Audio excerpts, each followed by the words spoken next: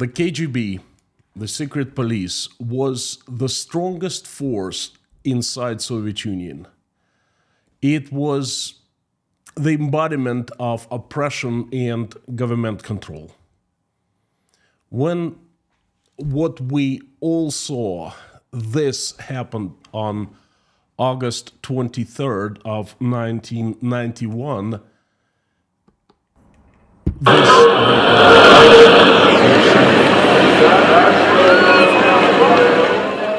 when we started seeing this, we immediately knew the USSR fell down. The statue of Felix Dzerzhinsky, the founder of the KGB, was the target of an angry mob. Russian people were finally free, and the first thing they wanted to do was to take down the hated symbol called the Iron Phoenix.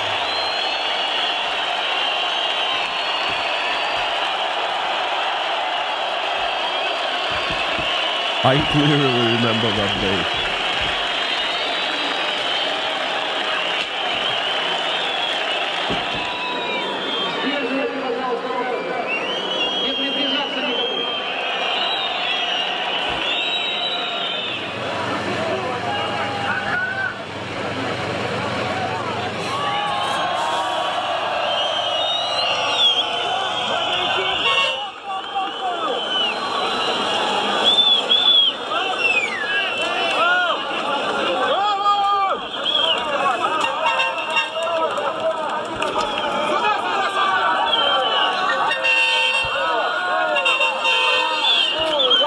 You hear at the end, people were taking that statue away and they were shouting, Россия, Россия. That's how we were feeling.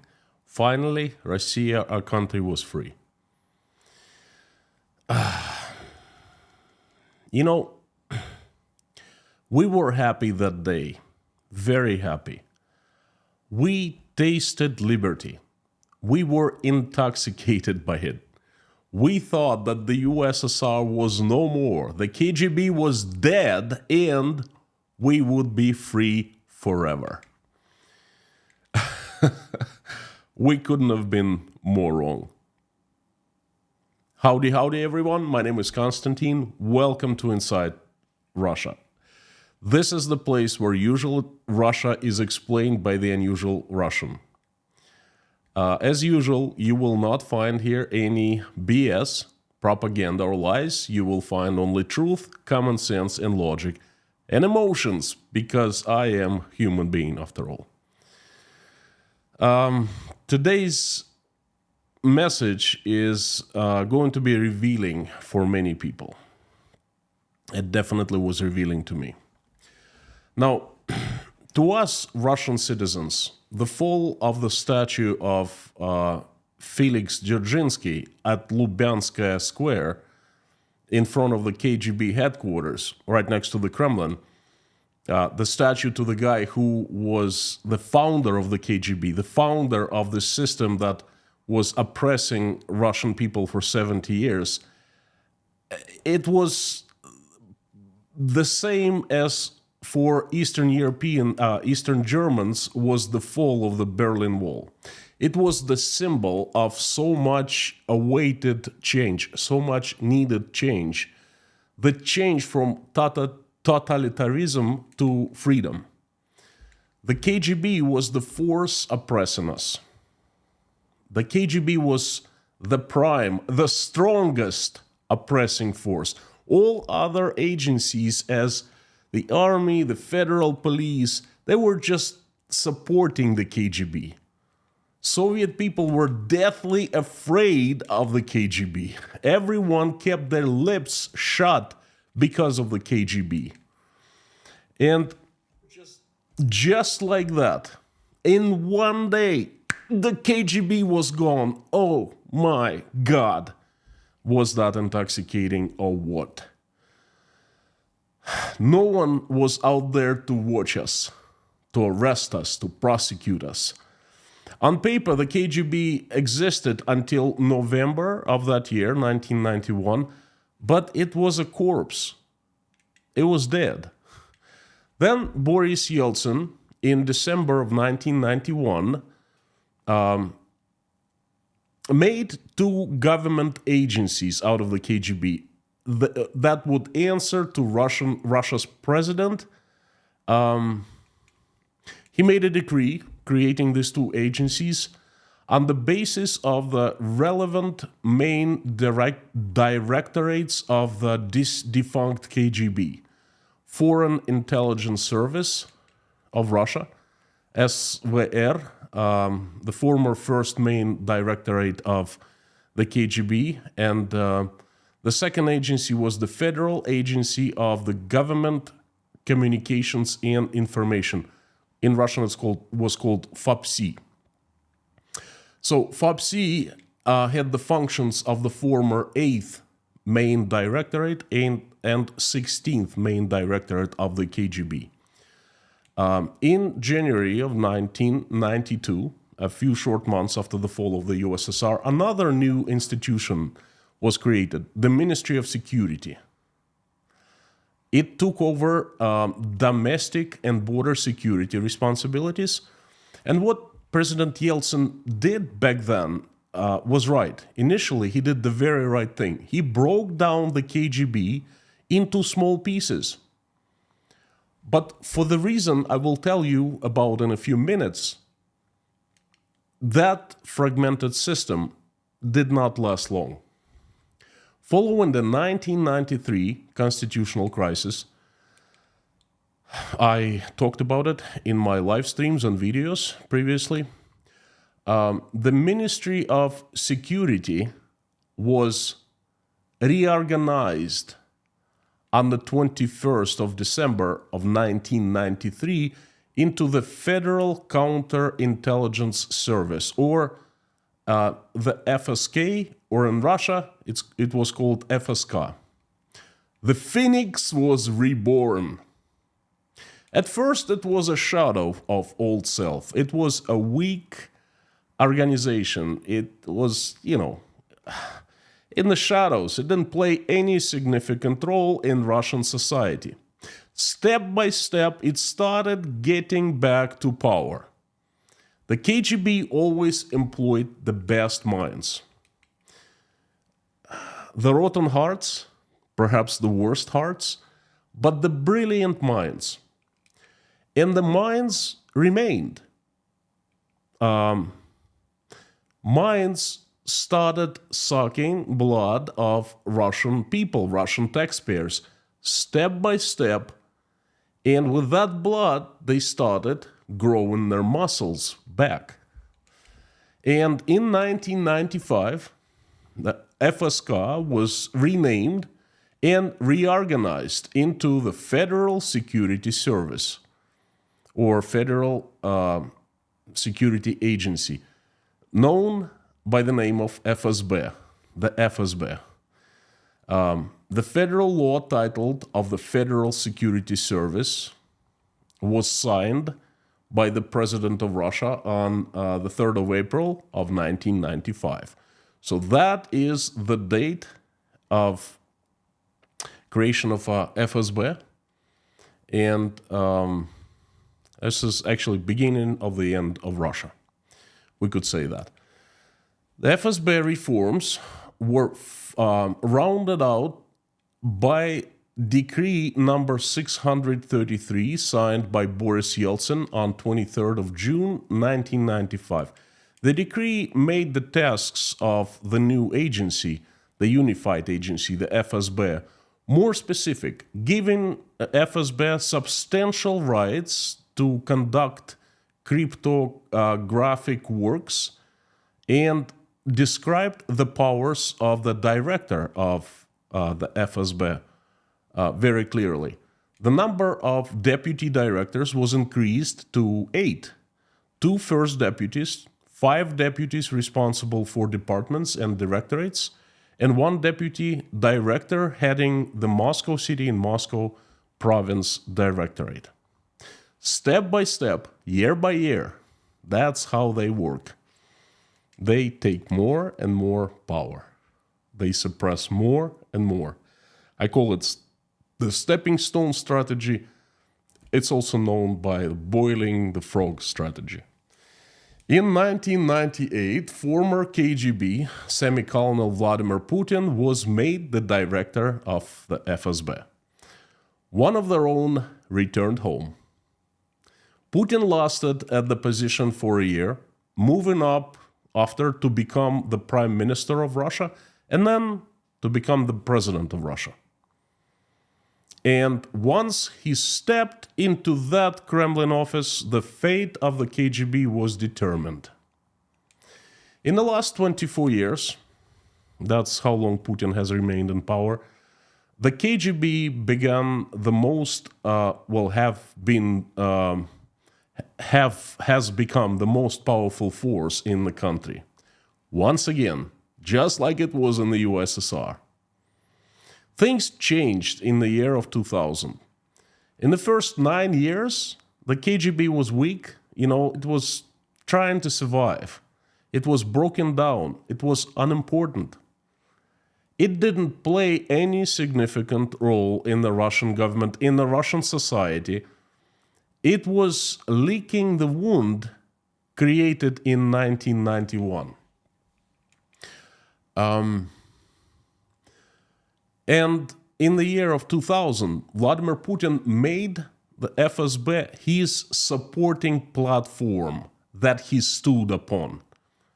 He made a deal with the FSB. He grants it great power, and the agency secures his domination over everyone in Russia. Or perhaps that deal was made a long time ago, when Vladimir Putin joined the agency in the 70s. Well, these details I don't think anyone knows, but the outcome is very clear. Putin and the FSB have become interdependent. We know the story of the 2000s quite well. We know how the agency has been evolving, has been becoming the giant, the evil giant it has become now, what it is now. We know quite well. It's been documented. The big question for me was how the hell the KGB survived the destruction of the USSR. How could it keep its experience, knowledge, the documents, people for the following rebirth? How did it organize its rebirth? How in the hell did it happen? We have many examples of how the secret police agencies of the Eastern European bloc countries were completely disbanded, destroyed, crushed. The prime example is Stasi. It was crushed, it was destroyed. The East Germans did that.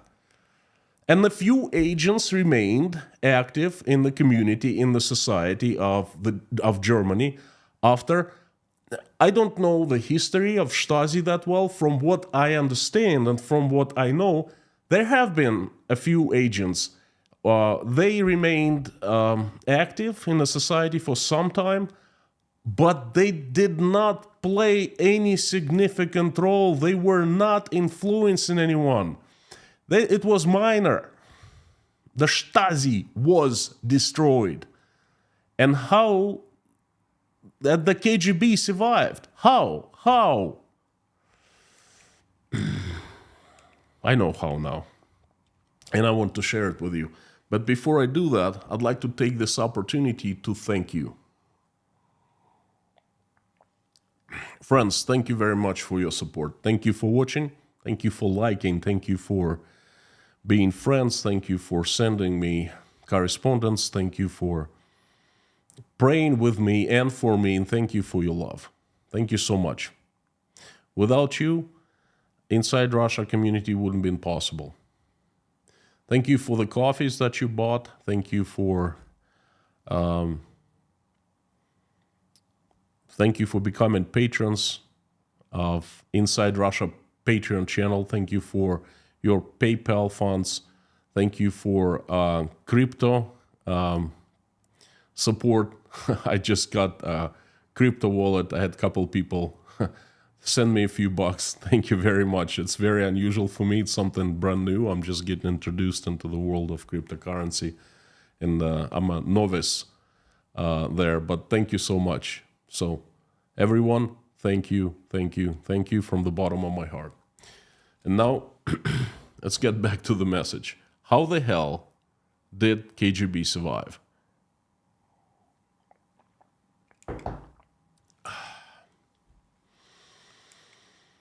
I remember I told you that the evil agency hired only the rotten hearts, but the brilliant best minds of Soviet Union. Well, those brilliant best minds served the KGB well, and they actually saved the KGB. They built a foundation that couldn't be burned down in 1995. Foundation buried so deep in the ground and foundation so solid, the Russian crowd, those very same people who took down the statue of Felix, the Iron Felix, they couldn't get rid of the KGB. And that construction of that foundation started a very long time ago, in 1955. Yes, the Central Committee of the Communist Party of the USSR made a decision to allow the KGB officers to become employees of different state enterprises and other government agencies such as the police, the army, as well as the members of different state and public organizations. A network of KGB agents was created in every single remote corner of the USSR, everywhere. They covered the entire country by their web. In all walks of life, they were to be found. The agents' goals were to monitor, recruit, inform, and influence. Then in 1983, there was another reorganization made by Yuri Andropov, who, just like Putin, became the head of the USSR after heading the KGB.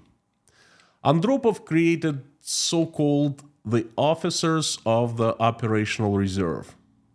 The system was created and operated by Philip Babkov, one of the associates of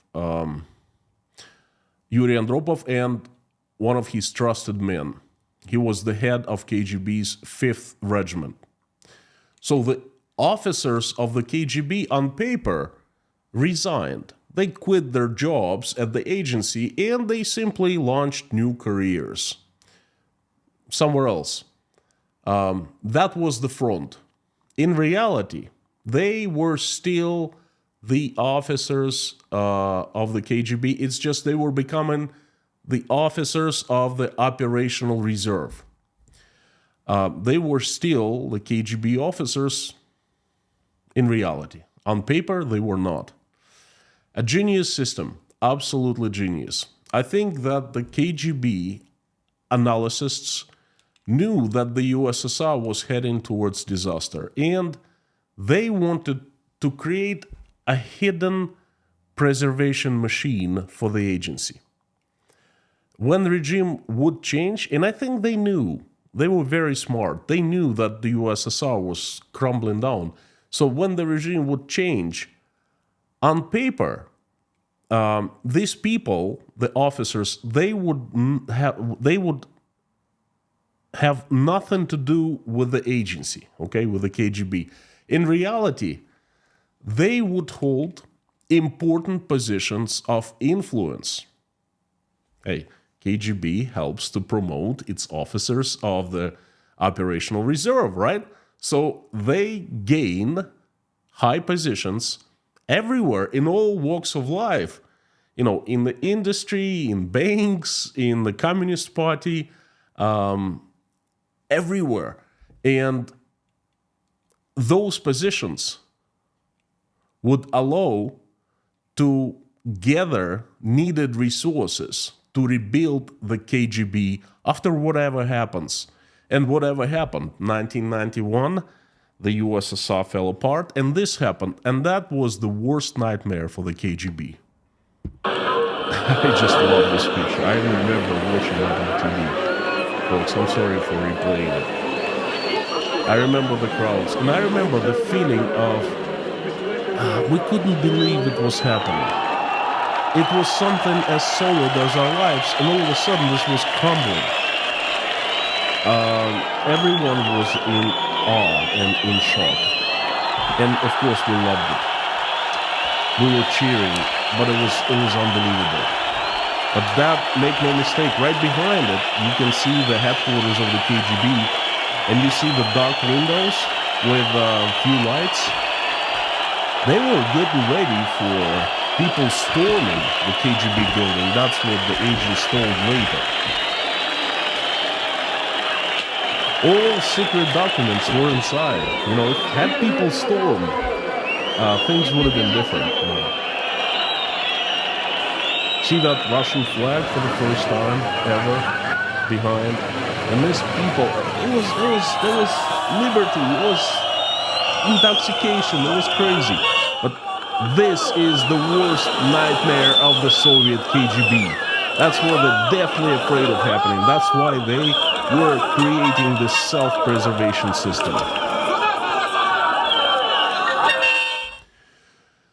Oh, I still remember those times. Sorry, I'm very emotional about watching that.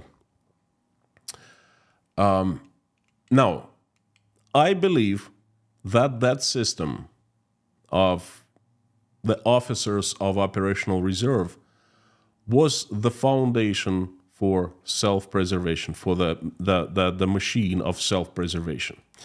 And it was built by Philippe Babkov himself.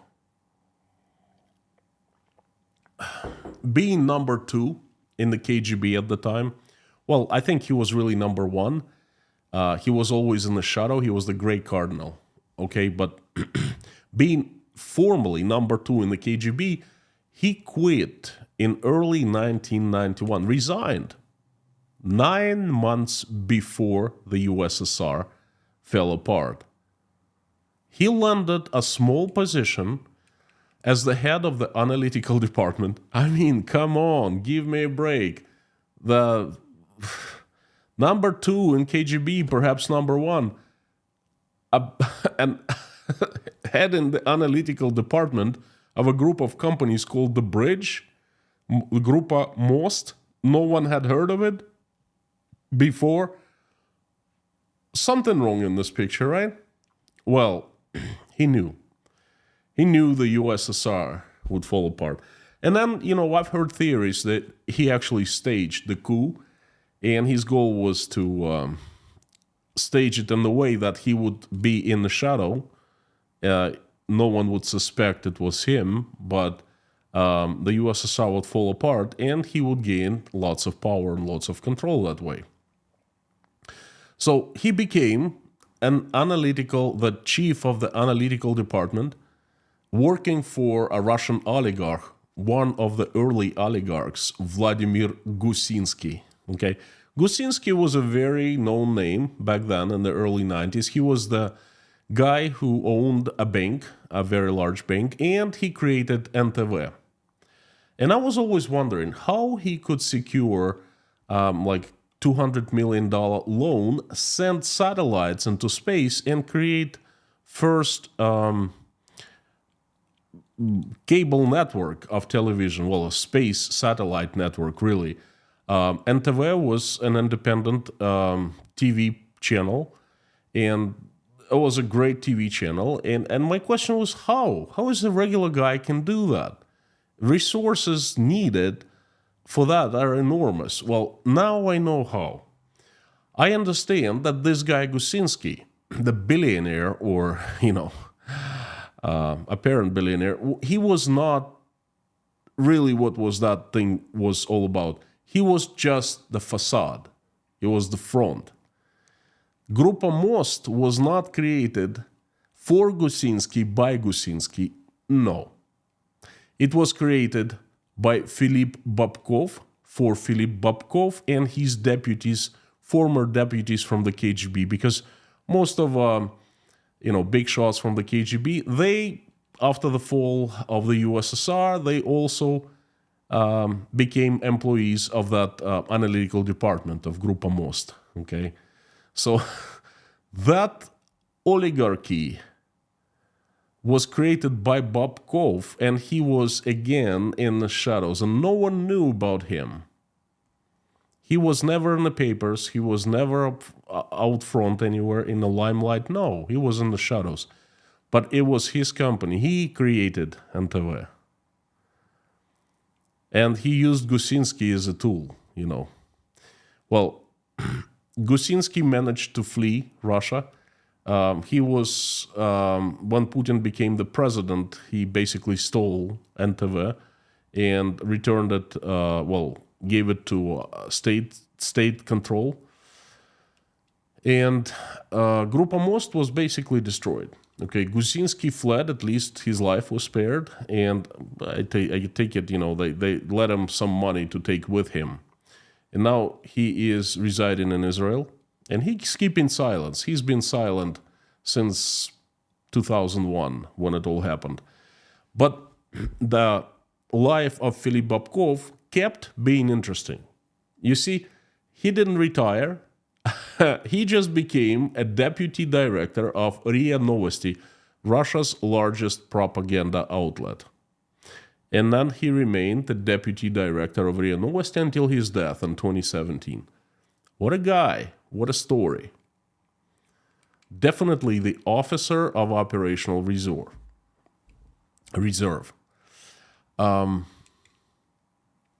Let's take Vladimir Putin, another former KGB agent. Officially, he resigned from the KGB in 1990, and then he landed a job at the Leningrad mayorate, working for Anatoly Sobchak, a famous democracy leader in Russia. But then later, in one of the interviews, Putin kind of revealed the truth. He said that he, on paper, resigned. He really resigned from the KGB on the 22nd of August of 1991, when the USSR was no more. Okay, so for for over a year, Vladimir Putin was double agent. He was still part of the KGB of the USSR, and he was working for Sobchak. On paper, he had nothing to do with the KGB, but in reality, hey, let's listen to the source. Let's listen to Vladimir Putin. He said that. And then, definitely, he was an officer of operational reserve. Quite a few people in 1990 and 1991 became, they resigned from the KGB and remained at the KGB as officers of operational reserve. There were, some experts say there were thousands, okay? And they started working at different industries, at banks, at large trade companies, in the government, in different ministries. And they did a lot of useful things. They were GR. They provided government relations services for their companies because they were employed by the KGB before. They knew everything and everyone, right? So they protected businesses from mafia because they were strong. They had great deal of connections, great deal of power in different law enforcement agencies still. They gained access to money. They became bankers or advisors to bankers and so forth. And they were using their influence.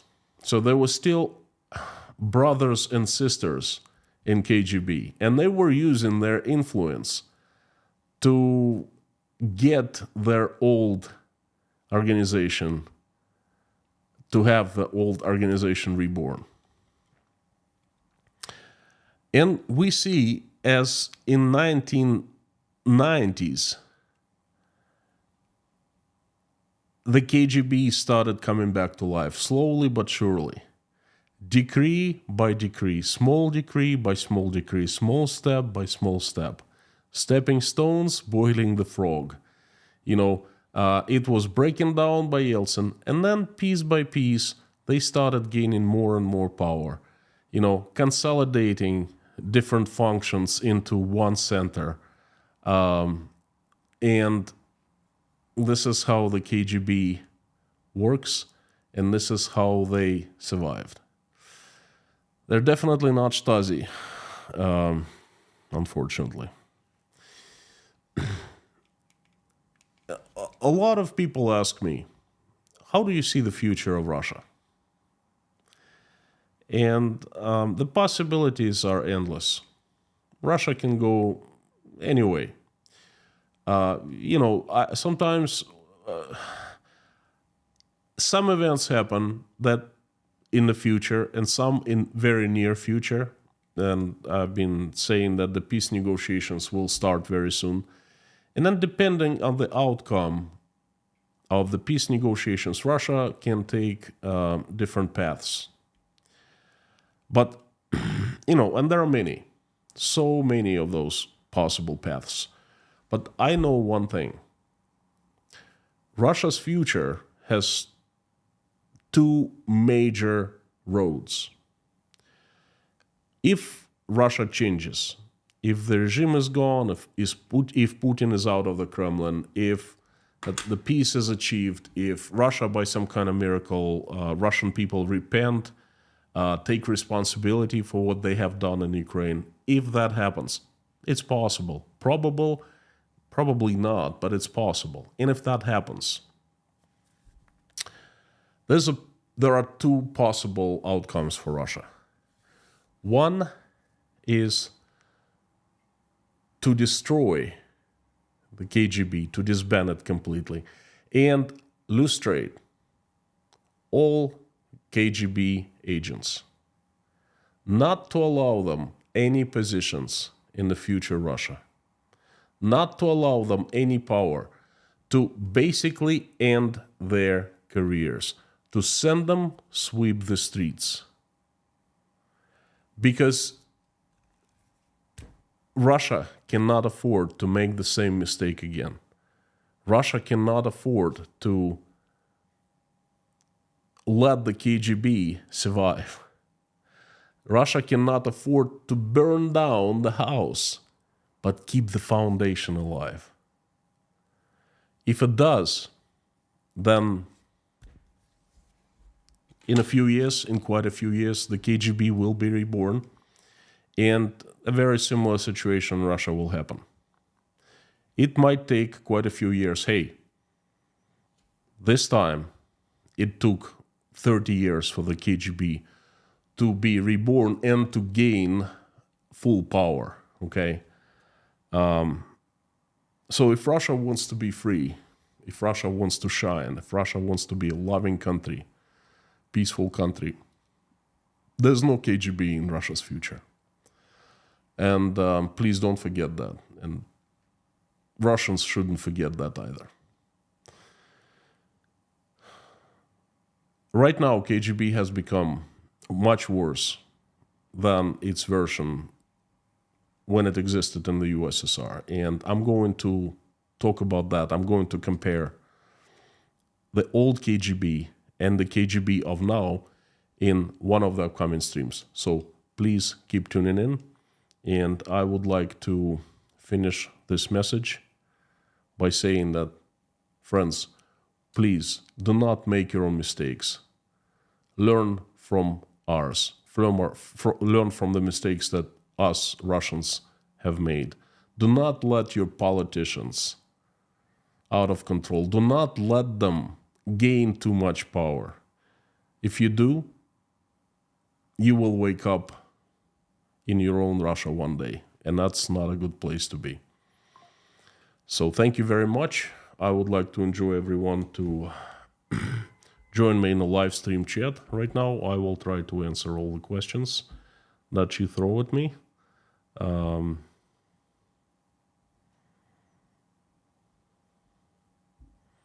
The live stream chat is on. If you're here for the first time, I'd like to tell you that Inside Russia is the best community. It's friendly, it's nice. It's a community where people behave. And it is such a community because the moderation team of Inside Russia has made it this way. So I would like to thank Lorna, Mami K, Bob S, Harry Potman, Amir Fazat, and Dirk for that. Thank you so much, friends. Please be nice to them, everyone, and they'll be nice to you. Let's keep this community pleasant and nice. It's fantastic to see everyone. And as usual, if you want me to notice your question or comment easier, please put it in all caps. So it pops out highlighted in orange. Put Inside Russia after @ That'd be fantastic, just like Harry Potman did. Thank you, Harry. Hello, friends. Hello, insiders. Hello, usual suspects and the pillars of Inside Russia. So, my usual question, what do you think of today's message? Have you found it interesting, important, educational? Please let me know, and your questions. Fantastic to see everyone. Jodes, Remy Leon, thank you for coming. John Morenos, ho, long time no see. Pamela, Sam the Legend, Kermo, Lilith Eden, Scott, good to see you, Mr. Jetty89, and everyone else. Fantastic to see. What a crew you are. Thank you for coming. So,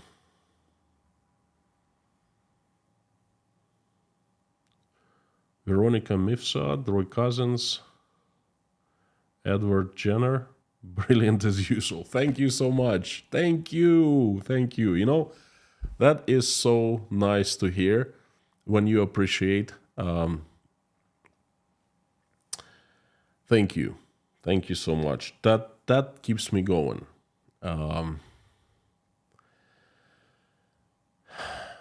It's really hard to sit in front of the camera and speak. I'm honest with you. It's lonely. I don't know how other YouTubers do that. Because, well, imagine, this is where I live, this is where I work, I have 2 key lights here, I have a camera in front, I have a microphone, I have a computer, and all I do is I sit in front of the computer with my telephone and research and talk to people and email and so forth, you know. And imagine, this is lonely. It's definitely not boring. It's very interesting to me, but it's lonely. And then when I turn on the live stream chat, this explodes with people, and I feel like I'm not alone. I feel like you are all around me, and I see real people asking me real questions, sending me wishes, you know, telling me that I appreciate my work. Thank you so very much. That is very inspirational. So, Mr. Kaliskin from Chicago, Lucas, good to see you. Yes, Amir. Yes, exactly. That's what I mean. I have you, and this is just feels so great. Baker Stoke, howdy. Pamela, thank you so much.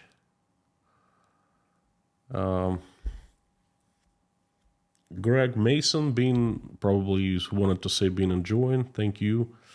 Question from Terry Carter from Pulaski, Virginia. Terry is a pillar of Inside Russia. You're always on most streams, so thank you so much. We keep on praying for you. Yes, as being Native American, I'm very aware of what a government does when it has unchecked power. Thank you, Terry. Thank you. I know. I know too well, unfortunately. Fractal Enlightenment, you might remind folks to refresh in order to see the chat. Thank you. If you are not seeing this chat right now, please refresh, hit the refresh button, and you will see it.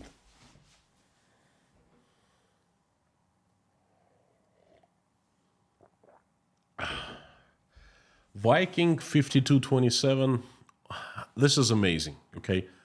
I want you, everyone, I want you to pause a little bit and look at this person, Viking 5257, and applaud. Because I don't know if it's she or he, but the person is on top of things about Russia. What do you know about the FSB officer that was found shot today in his office? I heard that news and I found it amazing.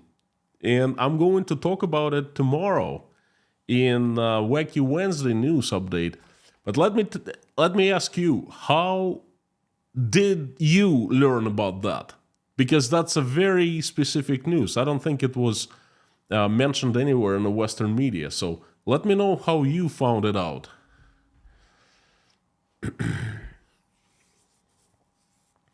Leitmotiv for me from Bowie, Maryland. Howdy. The pillar of inside Russia, the untouchable. Good to see you. Can you comment also on Nikolai Patrushev, please? Look, I talked a lot about Patrushev in the past. He is larger than just a few words or a few paragraphs, okay? I can't answer you this question just in a few short sentences. I think I dedicated a stream or a video to him in the past. One among 1,200 streams that I've made. So I know it's out there, but I kind of forgot how it's called, what's the exact title. He has been a permanent feature of Russian political landscape, and he's definitely one of the KGB people of the old school. He's been an associate of Vladimir Putin, and until recently he was the great cardinal of all Siloviki in Russia. He had a very large power, accumulated large power in his hands. He launched the career of his son. His son was a federal minister, and now he's a deputy prime minister, responsible for agriculture and some other areas. But Dmitry Patrushev has been pushed over into the shadow. His career took an unexpected turn because I thought he was going to move higher and higher, but now he's been kind of sidelined. So that's the best I can do in just a few short sentences. I am watching him closely, though. He's one of the people to watch. And yes, he was the head of the FSB for a long time. And yes, he still assumes a lot of control inside the agency because he placed a lot of his own people in the key positions of the FSB, okay?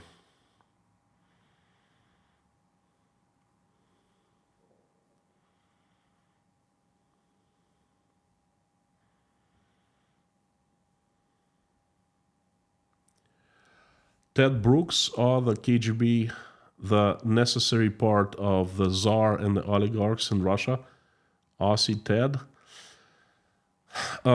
They are definitely a necessary part of the Tsar, but they're definitely not the necessary part of the oligarchs. Okay, it's two different things. Just like I said in today's stream, Putin and the FSB are interconnected. They have grown into each other because they need each other. Putin needs FSB as the Praetorians to guard him, to guard his power, to secure his power. And they need Putin so he can allow them more and more power. And this is basically the very spine of the Russian vertical of power. Everyone else, all other agencies, the federal police, the army, the tax agency, the central, everyone, those, the Rosguardia, the riot police, those who are allowed to use violence against Russian citizens by law and carry guns, be armed, those are just secondary to the FSB, okay? FSB is the primary force now. I tried to say that in the live stream.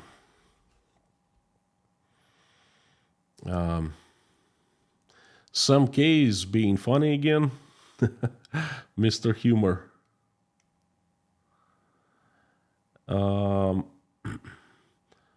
Nana Pants, good question. Anyone connected with Alexei Navalny could take Putin's place when he is toppled? Well, the problem is there's no one connected with Alexei Navalny. He left his organization in hands of people who are not very trustworthy, who were caught, busted in corruption themselves just a few weeks ago. So there's no one in his organization of his caliber to step into his shoes, unfortunately. Caroline Brown, have you seen the Russia's central bank is going to freeze savings? No, it's not going to freeze savings. Well, at least not just yet. But it's possible in the future. Just like said, the economic tsunami is hitting Russia, has been hitting Russia. And hey, that's what you get when you have economic tsunami. The state needs money desperately. It is using every possible way to get its hand into people's pockets, okay? Freezing savings in commercial banks, personal savings of people, is possible, but this is the weapon of last resort, okay? After that, chaos. And not just economic chaos, after that could be riots, could be violence on the streets and things like that. So they're not going to use it. What they're doing instead, they keep on printing money. That works like charm, okay? And I'm going to be making a live stream about that. That's coming up. The Moscow Times published today about FSB officer who was shot. Okay. Dmitry Stankovich. So I take it that you follow the Moscow Times. I read them sometimes. I read the articles. I did not see them publishing it today. But again, I have been preparing the live stream for pretty much most of the day, and I just barely looked at the news. But I did see the news. It actually made the news. Just at a glance about this news, Russia is feverish. Russia is shaking. You know, the government agencies are fighting with each other, with everyone, okay? They're fighting for the influence. That is the fight of the bulldogs under the carpet. The spiders have started devouring each other in the jar, okay? This is what it means, basically. That's very interesting development. I will follow up on that. Fractal let me take a sip of this tea. Fractal entanglement. What do you make of the banking internet outage? Banking? Why banking in Russia today? Well, there's not much to make of it. The entire internet basically stopped working in Russia today for some time. It happened because Roskomnadzor, the watchdog agency for Russian internet, was either testing or switching into new equipment or testing new equipment. Anyway, they did some technical works with a system that allows them to isolate Russian internet, to make it not internet, but RussiaNet, okay? And they must have made a mistake or something like that because no one was prepared for what followed, the entire outage of the entire country. You know, that's going to happen more and more. What is there to discuss? I've told about it so many times. I said they're going to ban YouTube. They have banned YouTube. I made like 3 or 4 streams about that. In 2022, 2 streams. In 2023, in 2024. They have finally banned it. I also mentioned in the live streams that they're going to take internet in Russia and ban Russians to peek outside of Russia. Russians will be able to look at the state websites. That's it, just like they're doing in China. And there's nothing to discuss. This is what the direction Russia is going to. Something. Sam, British humor cheers the people up. We got an awesome sense of humor. Yes, you do. I love English humor. Very dry, very funny.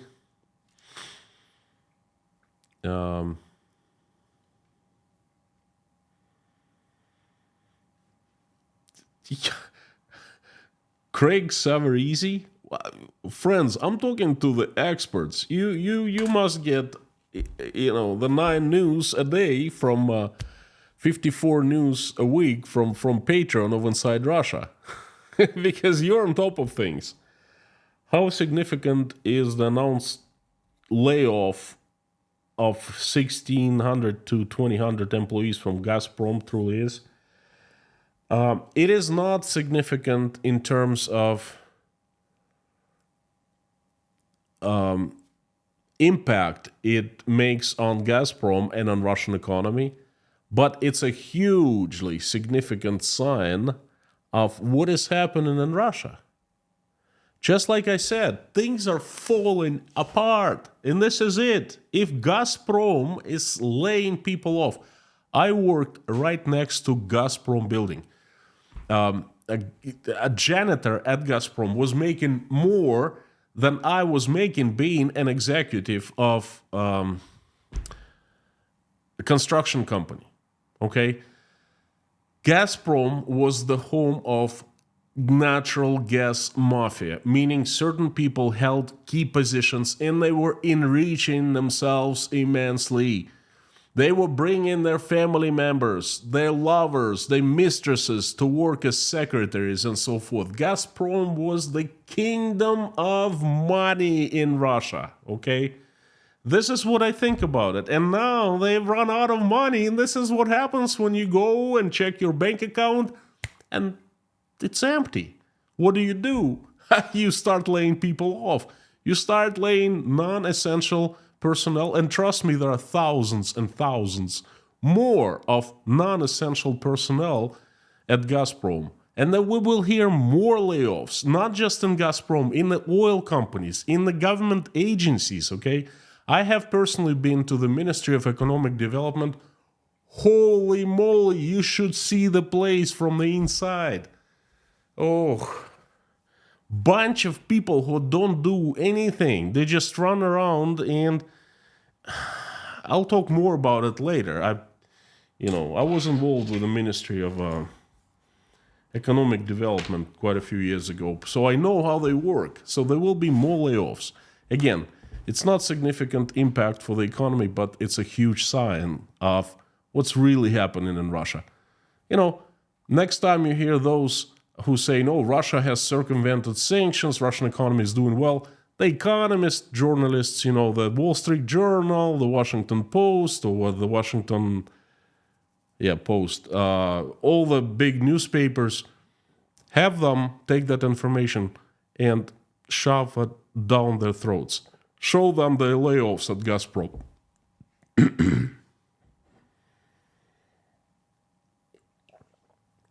Nasetka, good to see you.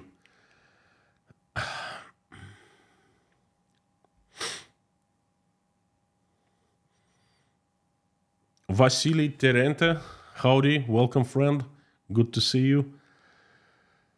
When do you do your next stream about the architects of Putin's Russia? Hubert Delgoa. Thanks for reminding. I'm sorry, it's been long overdue. The next is Surkov, okay? The first was Pavlovsky, Gleb Pavlovsky. The next is Surkov. Pavlovsky, I think I messed up on the sound and it wasn't that great, so I should re-release it as a video. I should make it again. But thanks for reminding me. Keep on tuning in. I will do that. Northern Grace, good to see you. Long time no see.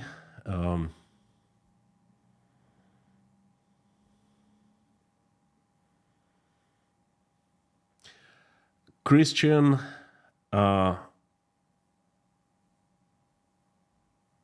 Broadwall. I'm sorry, I'm not good about the last names. Mr. Christian, can you explain why people want to work in the KGB? How can someone want it after watching the crowd?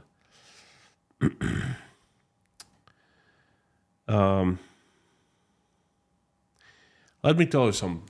In the USSR, you had no choice. Probably should make a stream about that.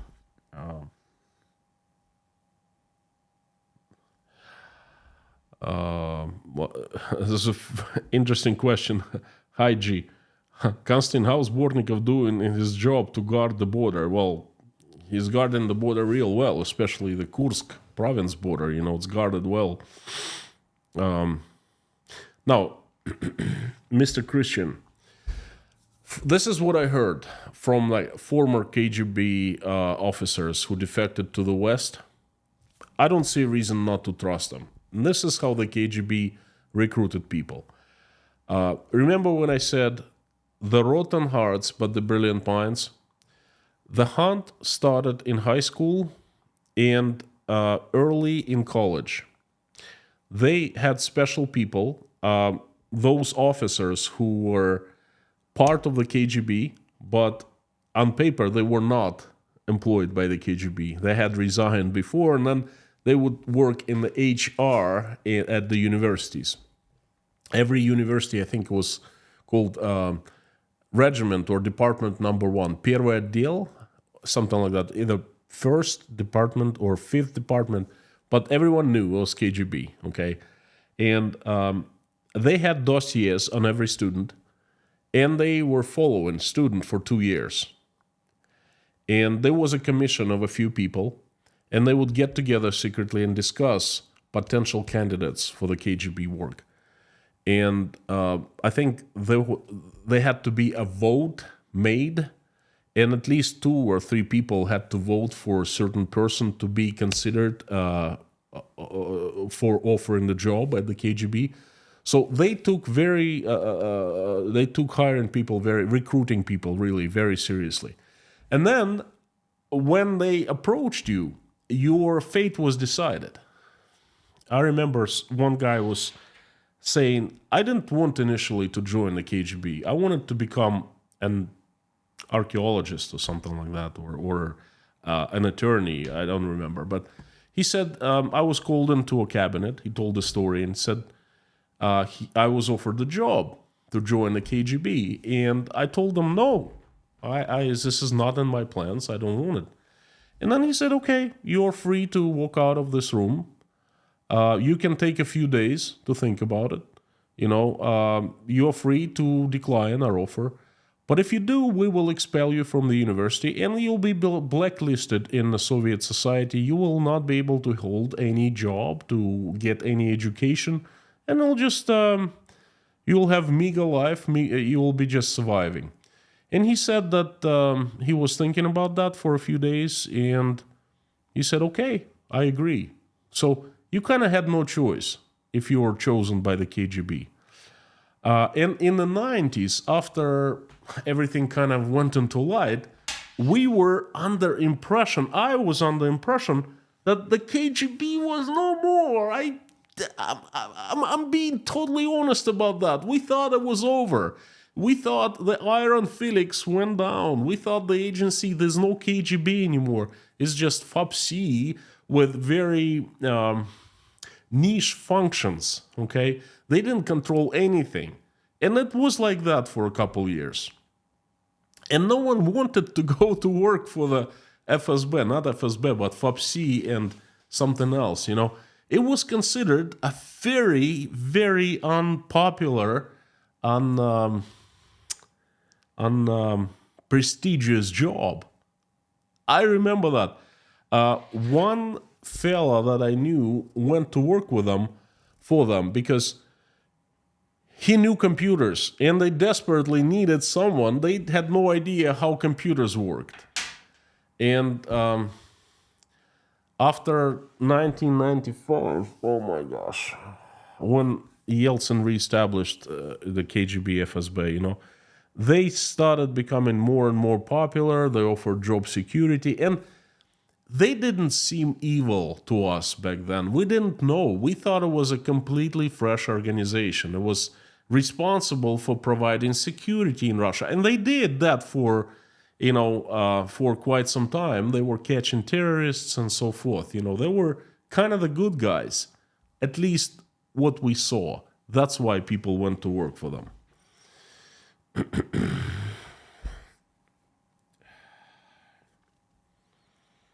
I wish I had these questions before the live stream. I could have made it richer, more interesting.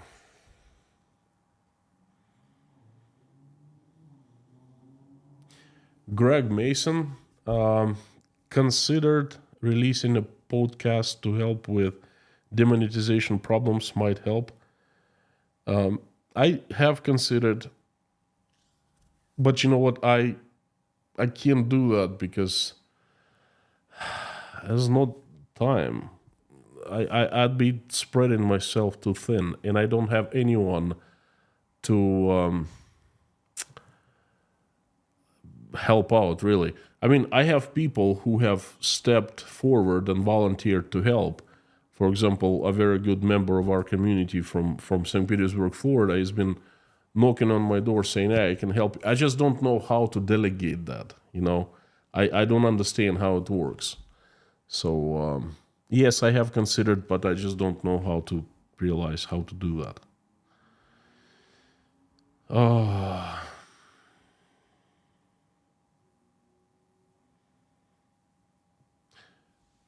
Fractal and entanglement. Would you say that the coercive class of Russia has a separate culture and different morals compared to regular Russians? What's a coercive?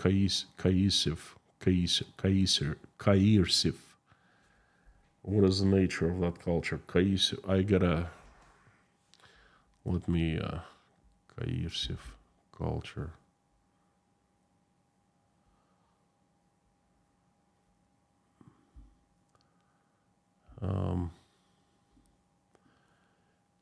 You know what? I feel fired up. I can go for hours now, but I gotta finish up soon. I know. Lorna, Mommy, Dirk, just give me a few minutes. Coercive.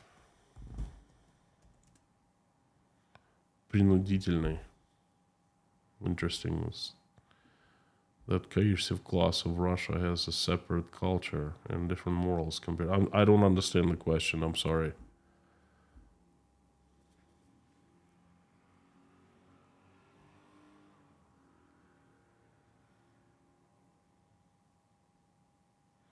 Can you cover in the future economic situation in Transnistria and Abkhazia, please? Well, I can cover right now in a couple words. Both countries are puppets of Russia. They are recognized by Russia only. They were created artificially by Russia with help of Russia. They are run by the Russian, pro-Russian forces, and they started acting up. They started, showing their teeth. For example, in Abkhazia, people stood up and said, no, we don't want to extend Russian influence into Abkhazia. This is our country. And Russia decided to teach them a lesson. It shut down electricity because they're dependent on Russian electricity. They don't have any generation facilities inside Abkhazia. And the same thing for Transnistria. They just shut down gas. And the people in Transnistria are freezing to death, basically. Well, not to death, but they're freezing. They can't produce electricity. They can't produce heat. So what is there to discuss? Their future economic situation. I mean, their economic situation is bad, with a prognosis to the worse.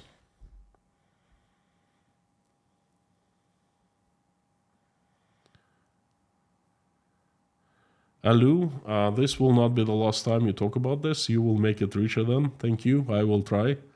Well, I'm going to release a video soon, within a week, about how KGB of today compared to the KGB of the USSR. I find this KGB stronger, but at the same time more vulnerable. And I will explain you why. I think that the KGB will fall apart very soon, along with Putin's regime, because they're eating each, like, the KGB is eating itself. Anyway, please keep on tune in to the live stream or a video I'm gonna do about KGB. So it's like a 2-stream series.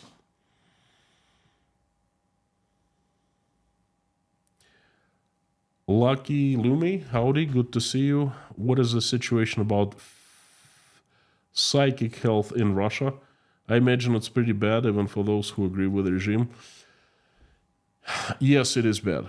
Yes, people, the sales of antidepressants are skyrocketing. I don't even know, I haven't heard of in the last few months, but 2024 was the record for sales.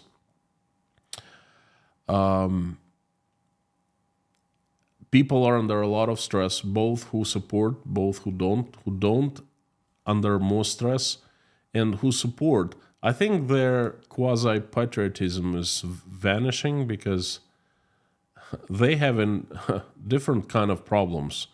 They're having prices skyrocketing. They're having they can afford food, less food now, things like that. And I think that's what they're concerned more and more now. But again, I will cover that in the upcoming stream. I would like to make a stream, and I'm gonna name it "Fear is Maxed Out."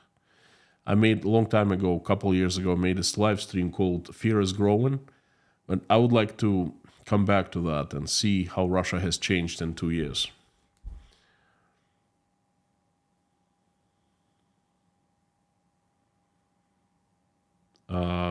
Jill, the introductory video was great for showing the emotions at the time and for setting the tone of the stream, showing eventual disappointment.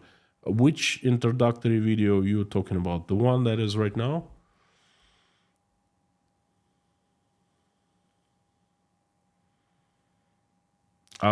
Yes, Sam. Lately, I've been saying Carthago delenda est. There are two versions how to say that, and I said it for the longest time. I said Carthago delenda est. But I was approached by a historian. He said, that's wrong. In Latin, it sounds Carthago delenda est, because the city was called Carthago, not Carthago is English pronunciation, but the Latin is Carthago, or even Carthago or something like that. So I've kind of changed pronunciation, yes.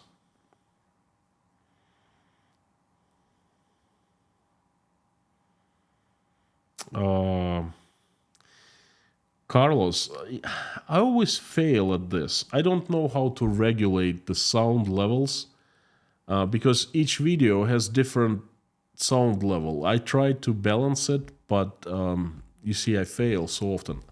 And I just don't know how to automatically do that. I was saying, well, let me play it again.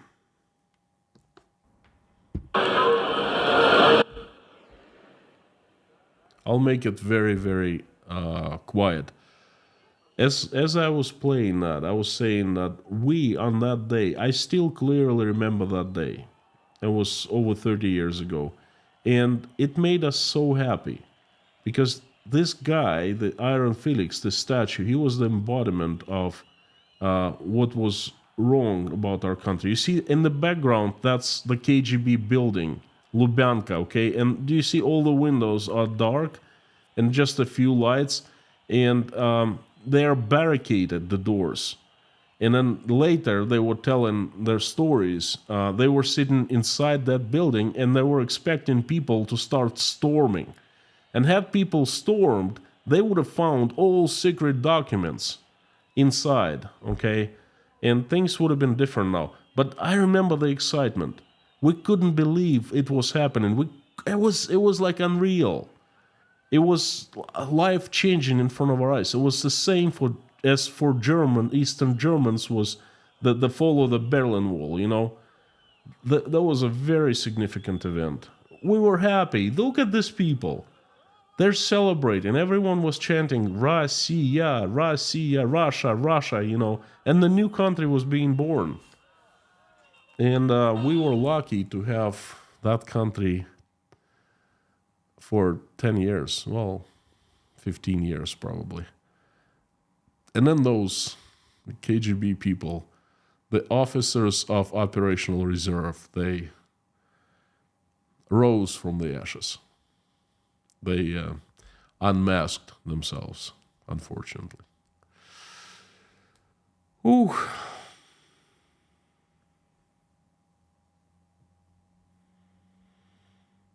Hell Porter, not less competent, less powerful. USSR had several centers of power to control and balance them.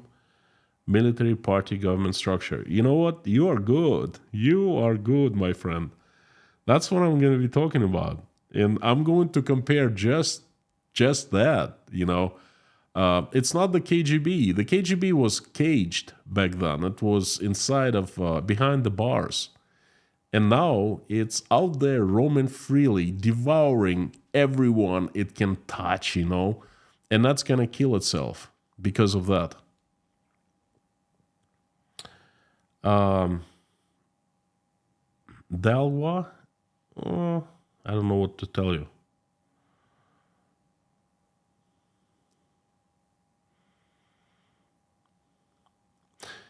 Carlos, if, you know, you're saying KGB is needed in Russia, well, Russia is kind of ugly with a KGB present. If the KGB disappears, what would come out after that? You know what? We lived happily ever after without KGB. We lived with FAPC, we lived with another organization, and we were fine. And I think that each area of security, for example, terrorism, would be fine with just one small agency. Terrorism, internal fraud, things like that. You know, I do agree that agencies are needed, but I disagree that one agency should be made huge and be given control. I strongly disagree with that. Friends, I am so very sorry. I have to finish this live stream. I would like to invite everyone to pray along with me. Finishing this live stream. Thank you so much for joining. Thank you for coming. Mike, indeed.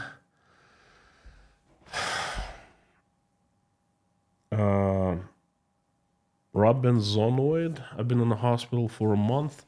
Friend, let me just grab a pen and I will put you on the prayers list. What is your name? If you could tell me right away, I'll be quick enough to put you here. Per Haglund. Good to see you.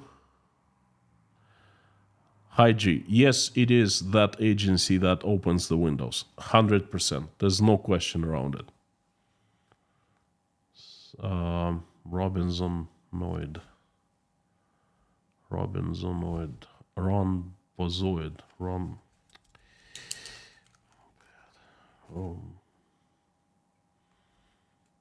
Rhombozoid.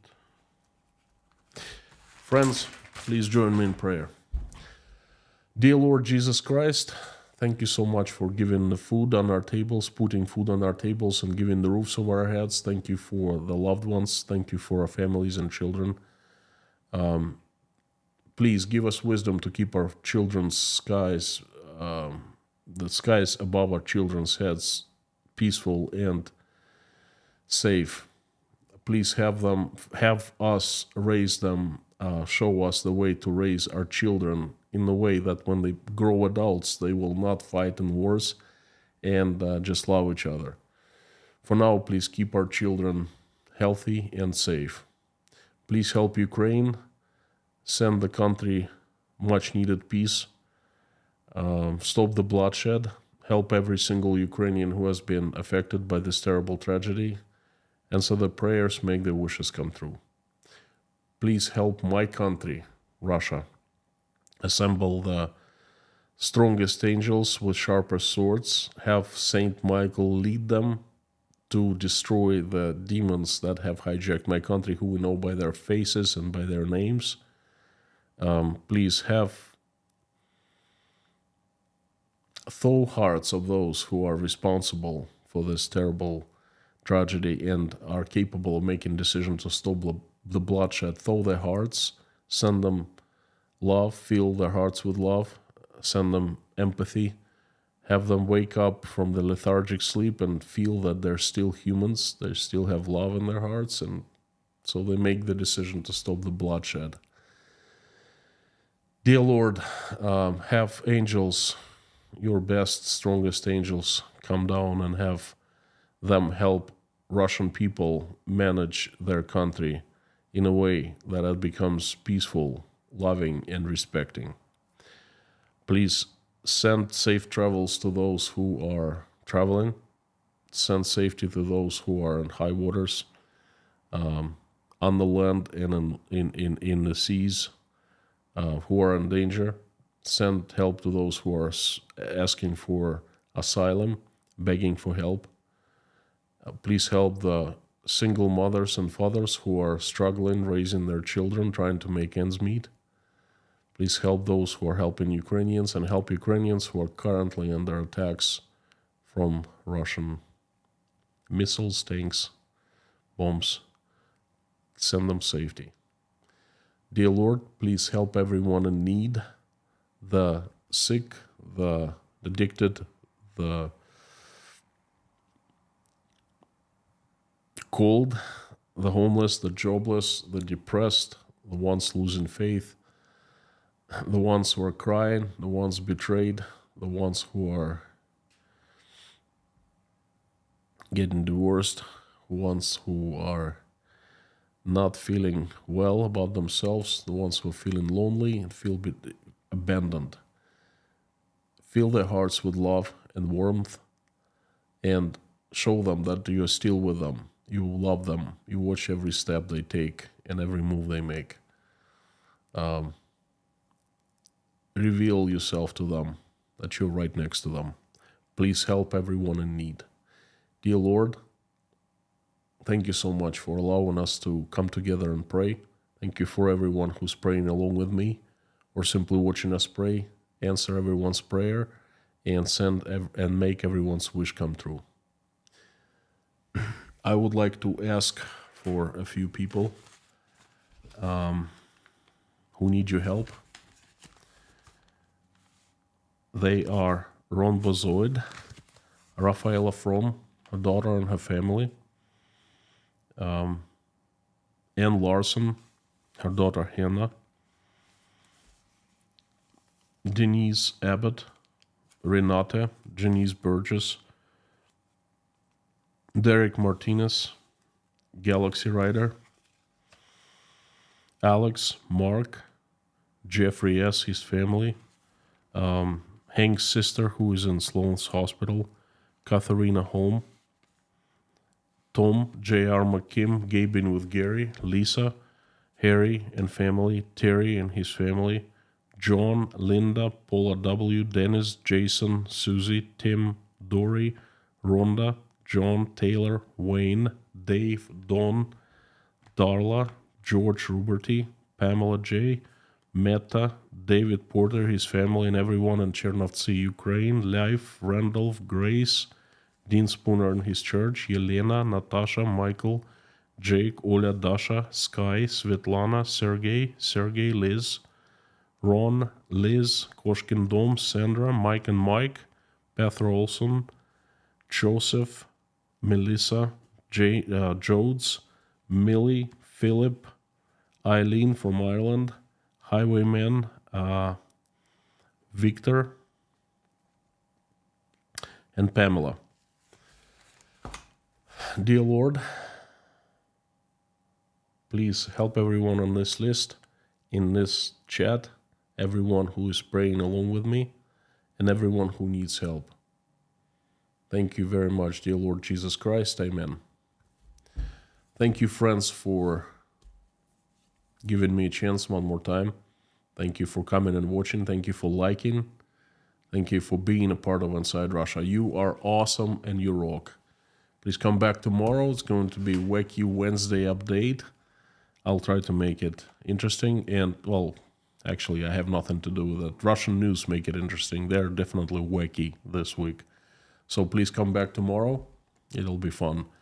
And as usual, before I sign off, I would like to ask everyone to say out loud along with me the following.